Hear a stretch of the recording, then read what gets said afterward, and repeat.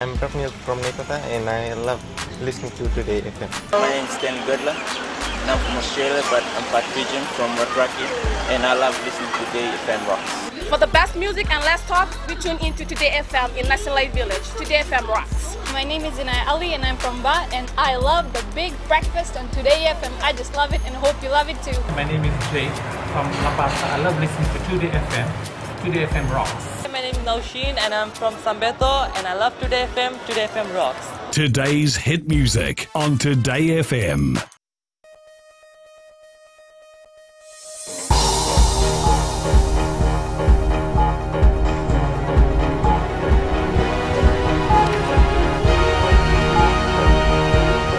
Good evening, I'm Jackie Spate and this is FBC News. Tonight, second witness takes stand in rape trial of 75-year-old pastor.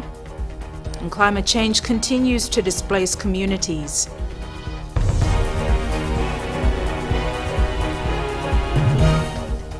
World leaders have been urged to approach the refugees and migrants crisis in a manner that places human rights and dignity above all. Prime Minister Vorenge Bainimarama made the statement while speaking at a high-level meeting on movement of refugees and migrants at the United Nations this morning. Meanwhile, Prime Minister Vorenge Bainimarama has been briefed on the work of Fiji's UN mission by Fiji's Deputy Permanent Representative to the UN in New York, Luke Ndaunivalu. The second witness in the rape trial of 75-year-old back-to-Eden pastor Yowane Vakanranu took the stand at the Suva High Court this morning. She follows a young woman who testified yesterday that she had been raped by the pastor. Shireen Shivan reports. Day 2 in the trial of the pastor from Tailevu who is alleged to have sex with two women in the church ministry continued in the Suva High Court this morning. A 23-year-old alleged victim told the court that she was called for an interview session by the pastor during which he raped her. The incident happened in Waindalide in Tailevu and in Lambasa, where the victim had gone camping with the pastor and 11 other church members. The state witness told the court that the matter was reported to police by her mother, who she alleges was also raped by the pastor. The defense lawyer then made a submission of no case to answer, saying that the prosecution did not have evidence. However, the judge ruled that there is a case to answer, and then the accused was called to give evidence. In his defense, Vakandranu admitted having sex with the girls. However, he said he does not consider it as rape. He said if the women had not given him approval, he would not have performed such an act. Vakandranu is charged with 4 counts of rape. The state will cross-examine the accused tomorrow. Sharin Shivan, FBC News. Small island communities are moving inland as the sea level continues to rise into their daily lives. Lingaulevu village on Mali Island, Maduata, is one such community bearing the effects of climate change. Eleanor Tarangaivu reports. Homes abandoned as seawater has weakened its foundation. Sea level rise continues to interfere with the lives of villagers in Lingaulevu on the island of Mali in Maduata. If you look outside, beside the homes, you will see the water level mark, where the waves come right up during high tide. If there is a hurricane, the waves come right inside the village. We even used to use our boats to move around inside the village. Like many other coastal and island communities, the continuous rise in sea level over the years has broken down the seawall and seeped into the village. Sand can be seen almost halfway into the village boundary. The villagers have no choice but to move, rebuilding their homes further inland. It's been years now since we've wanted to rebuild our seawall, but the government told us there is no money to assist us, and if we can just build it ourselves. If we can't, then we will have to relocate all our homes. For a small village with a population of a little over 50 people, their livelihood has been affected, in particular their food source. We never used to really care about this issue before. We saw that there was less fish in the water, even other seafood is now scarce, and we turned a blind eye. Our elders used to tell us that before they could just go to the beach and catch big fish. Sadly now, that is not the case anymore. In the 10-year development plan, the villagers have identified the need to rebuild their seawall as a priority to help protect their village. While the seawall is guaranteed to save them for at least 10 to 15 years, what the villagers really need is a permanent solution to this problem, which in their case is relocation. Eleanor Turangaibu, FBC News. The economy is set to grow 2.4% for the 7th consecutive year. Reserve Bank Governor Barry Whiteside said in a submission to the Parliamentary Standing Committee on Economic Affairs, "We have a buoyant economy and there are controls in place to ensure this trend continues." Maggie Boyle tells us more.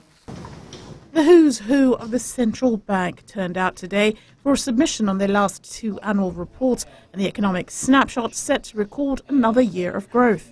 We've had up to 2015 6 years of positive economic growth, which is better in the cap for Fiji, I guess, because we haven't had that for many, many years. And this year, if I can say 2016, we will have, touch wood, 7 years of consecutive growth. It hasn't been all smooth sailing given the destruction by Cyclone Winston, but inflation has been kept at manageable levels. Budget issues will filter out after about 12 months. But we expect to see supply side market items improve before the end of the year. So hopefully we will see our best estimate would be around 3.5 end of the year. With an estimated $100 million lost in the black economy, the RBF is now working towards more control over credit corporations. We have a certain type of financial institutions, which are the credit institutions, the corporate credit corp, the merchant finance. They tend to service the higher risk clients, and so their net non-performing loans are a bit higher, and we closely monitor that. According to Governor Whiteside, financial systems assets are worth $19.4 billion, and with the central bank regulating up to 96% of the sector, financial stability is the cornerstone of their operations. Maggie Boyle, FBC News. Still to come on FBC News, Gaunda Shipping Director responds to claims of delayed services, and potato farmers to reduce import bills. Stay with us.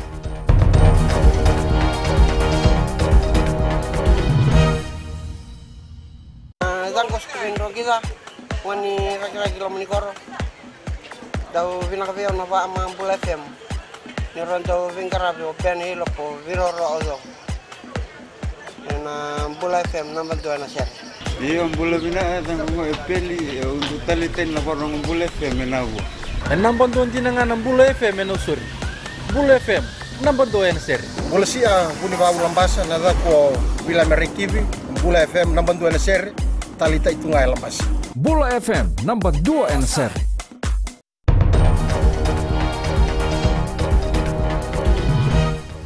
Welcome back. This is FBC News. Passengers of Gaunda Shipping Limited can expect further delays in services to Koro and the Lau Group. Director George Gaunda noted the problem while responding to complaints from passengers who said they waited on board the Lomaiviti Princess 3 for more than 10 hours last week in Suva. Gaunda said the delay was because of the loading of building materials for those affected by TC Winston, and that similar delays will continue for the next few weeks. There will be delays, we got to account for delays because of the massive amount of cargo. This is not normal of cargo. It's moving 40 houses in one day, that's huge. And there's no other shipping company can do the logistic that we have and the context we have. Gaunda Shipping has partnered with the government in moving building materials to maritime areas affected by Cyclone Winston. The Pacific Center for Peace Building is hosting a 3-day Pacific Peace Conference in Suva. Themed Strengthening the Role of Peace in Nation Building, the conference aims to improve peace building work locally and regionally. Sainiani Boiler reports. The conference will provide space for the government, NGOs, faith-based organizations and the civil society to learn from each other. To find areas of synergy that we could work in together, and also recognize the work, and there's been a lot of work done at community levels. So at some level what we also wanted this space to do for us was to bring together all of this work to see where we've come to insofar as peace building is concerned. Representing the Catholic Church of Fiji, Archbishop Peter Loy Chong says Fiji should work on practical ways of building peace. Opportunity to think about peace building. Not often do we really collectively work towards peace building. One of the presenters was saying that the world normally plans for war. There's a lot of money put into war and military, but to speak about peace building, I think it's a very important and relevant issue to talk about given our political crisis in Fiji. The conference ends on Wednesday with the celebration of the International Day of Peace. Sainyani Mbuela, FBC News. The Agriculture Ministry's Potato Research Development Program is well underway with the aim of contributing towards the reduction of Fiji's import bill. 4 farmers who were engaged by the ministry have already begun harvesting. Grace Narayan reports. The Potato Research Development Program forecasts a reduction in the import bill of 5% by 2018 and 15% by 2020. From next year, we will start to go into 2-season production. So 2 potato crops a year. That is just to meet the objective of reducing our import bill by 15% by 2020. To help farmers meet the objective of producing more potatoes locally and ultimately reducing potato imports, the ministry plans to obtain 40 tons of local potato seeds from selected farms for next year. So it is very imperative that seeds are clean and injury-free. This will allow you to enjoy the good price that the ministry is offering to procure seeds. The program has been welcomed by farmers. I was one of the farmers that used to work hard and plant potato to benefit my family. With the new government initiative, I believe it will assist me and my family, especially in meeting our daily needs. I want to thank government for their help because they are the ones who advise us on what to do in order to be successful in potato farming. Now we are reaping the fruit of our hard work. With a lot of support from the Agriculture Ministry, farmers are anticipating a much bigger harvest next year. Grace Narayan, FBC News. Fiji's total tax revenue is expected to increase to $3 billion by 2019. Rachel Nath reports that this increase was possible years ago, but was prevented by non-payment of taxes. According to the World Bank, 1/3 of Fiji's economy is black, meaning a large portion of financial activities recorded are not within the laws of the country. The report also revealed that about $1 billion of tax revenue is not collected annually. Tax revenue is being evaded by being not formally recorded, which means that taxpayers or businesses or individuals who are making money are completely out of the tax system. Or if they are in the tax system, they are simply under-declaring their incomes, or if they are in the system, they are over-declaring their expenses. Despite this, Raman says there's been an improvement in tax revenue collections in the past few years due to reforms implemented by the government. The black economy is something that is going to be with us always. It is something that is there even in advanced economy. The challenge is to work smarter. And one way to work smarter is to use technology. Some mechanism put in place by FIRCA to monitor and limit these activities include voluntary compliance, new audit procedures, increased penalty rates, internal data matching, and VAT monitoring. Rachel Na, FBC News. We have sports up next. Here's Jamie. Nagasaki and good evening. Coming up, Nainima to captain Fiji women's basketball side. And Australian-based Verona Kaitani thankful for opportunity to represent Fiji. This and more after the break.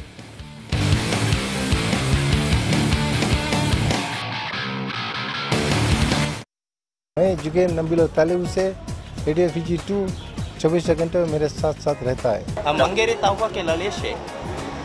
हमारे दिल में और दिमाग में खाली radio Fiji 2 है और सभी भाइयों से आग्रह करते हैं कि रेडियो फिजी 2 सुनना चाहिए।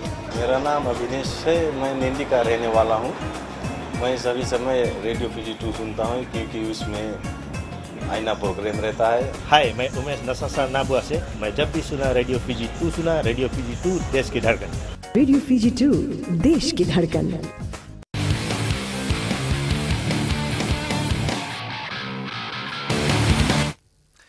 The pressure is on overseas-based players in the Fiji women's basketball team to guide the side against a much more experienced China in friendly matches tomorrow and Thursday. Although a tough game is anticipated, Vasnil Prasad reports that the home side is eager to get onto the court.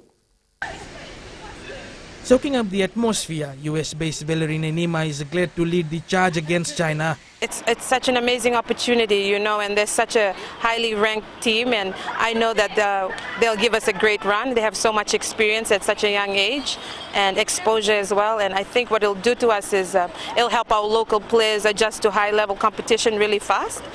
The New York Fordham basketball coach knows too well how tough the Chinese will be, and for the locals, a definite learning curve in the future. We have some up-and-coming local girls that are practicing, and we know that we don't have a lot of time, but right now it's picking up, and we thank the under-18 men's team. Another US player, Mili Koyamainavore, believes overseas-based players in the team have a huge role to play. It's always good to have, you know, us come in and, you know, boost up the team performance. So I think, you know, just having Val here as well and, you know, Vilisi, I think it's a good thing for the team. She predicts the world 9th ranked Chinese will be given a run for their money come game time. We're trying to improve as we go, so right now we're right here. We're just gonna try and keep building, you know, skill, work, and fitness and everything. The two-day friendly match against China will be a lot to learn for the Fiji basketball women's team. They hope to rectify their mistakes before taking on the top Asian team. Vasnil Prasad, FBC Sports. The Motherwata rugby side will be the next team to take on HFC Bank Fairbrother Trophy holders Nandrunga. The Northerners have arrived in Vitilevu and will be training at the Army Barracks in Nambua before the battle against the traditional champions on Saturday. So far, Nandrunga has successfully defended the title against 6 opponents and will carry the favourites tag against Motherwata. The match kicks off at 2 p.m. at Lawanga Park in Singatoka. Netball Fiji's under-21 players have high hopes going into the Oceania World Youth Qualifiers in Auckland next week. Playing round-robin matches against 4 other Pacific countries, the 13-member team is aiming for nothing less than gaining qualification for the World Championships in Botswana next year. Vasnil Prasad reports. A short break for these players before they jet off to New Zealand next week for the qualifiers. Amongst them is Australia-based Veroma Kaitani, who is more than ready to debut for her home team. I'm just really grateful for the Lord for being with me throughout the tough times. I'd just like to thank the coaches and officials for the wonderful opportunity. All eyes will be on Fiji Pels defender Episake Kahatoka, who is expected to use her experience to guide the young side. We're expecting to qualify for the top 2 for next week, so hopefully we'll be in best form for next week's game. For coach Vicky Wilson, it's game time, and she is looking forward to it. Wear their uniform with pride and try their very best, and when we step out, and I'm confident then going into the next series in January. Fiji plays Papua New Guinea, Cook Islands, Samoa and Tonga in round-robin basis, where 2 teams will qualify for the World Championships. Vasnil Prasad, FBC Sports. British athletes who won gold in Rio are among some of the latest sportsmen to have their confidential medical reports leaked. The documents suggest that runner Mo Farah, golfer Justin Rose and others all received exemptions from the World Anti-Doping Agency to take banned substances, which is entirely legal. Drag racers and fans are in for a treat this weekend. Organizers of the Pacific Energy Quarter Mile Drag Race are offering free entry to spectators and reducing the entry fee for races. We're hit there with the details behind this move.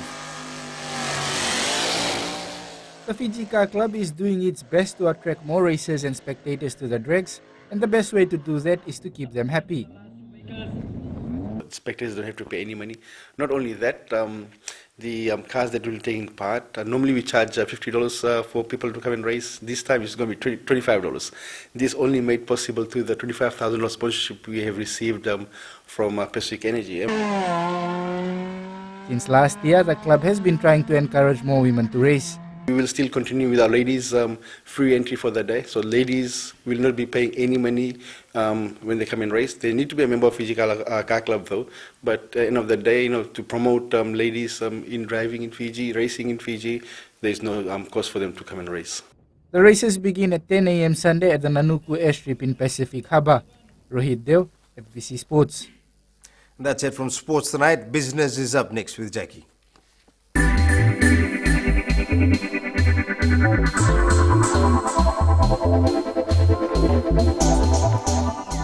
The Fiji Sugar Corporation has been working closely with the government to look at alternative markets to sell Fiji sugar to. FSC Chief Executive Abdul Khan says they have been researching and exploring new markets. Fiji sugar is already selling into the South Korean market. However, some potential ones are Australia, New Zealand and Asia. He adds it's important to look at other markets going forward. We're looking at other markets. It's in the Middle East, the Asian market. And some of these, the advantage is we're closer. In other words, the freight cost is a lot lower. So when you take into account the cost of freight and that gets shared between the buyer as well as the seller, then obviously the buyer gets it at a reasonable price and the seller is able to make that additional premium on it as well. Khan adds so far for this year, FSC has processed close to 50% of the sugar that they were expecting for this season.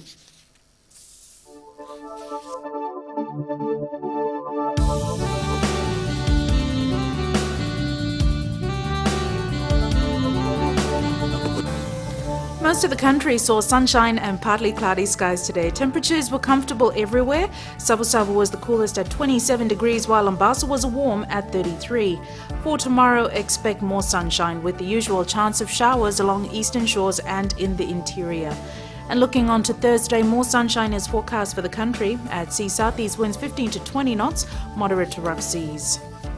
Recapping the main stories for tonight, PM urges world leaders to put human rights and dignity above all when dealing with the refugee and migrants crisis. Second witness takes stand in rape trial of 75-year-old pastor.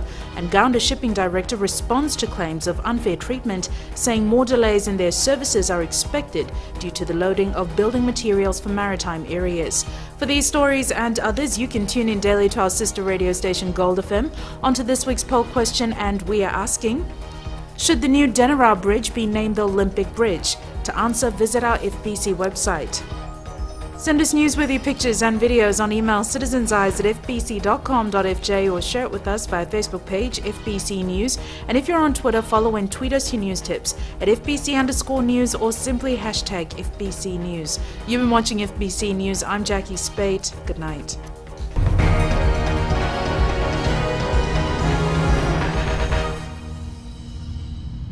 Yandra! I love listening to Gold FM at Golden Point Resort. Gold FM, only the classic hits. Hola, my name is General from Rakiriki Village.